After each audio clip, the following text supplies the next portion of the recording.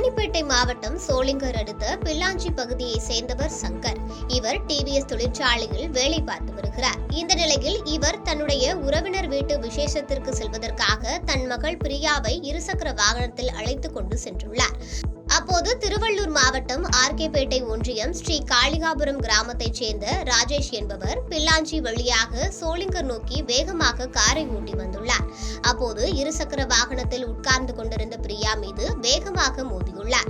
இதில் பிரியா சம்பவ இடத்திலேயே பரிதாபமாக உயிரிழந்தார்.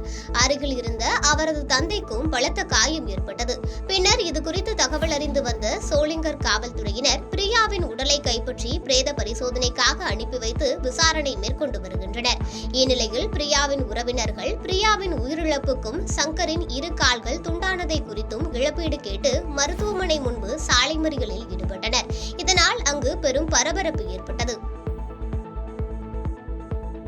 பாதகம் செய்பவரை கண்டால் நாம் பயங்கொள்ளலாகாது பாப்பா.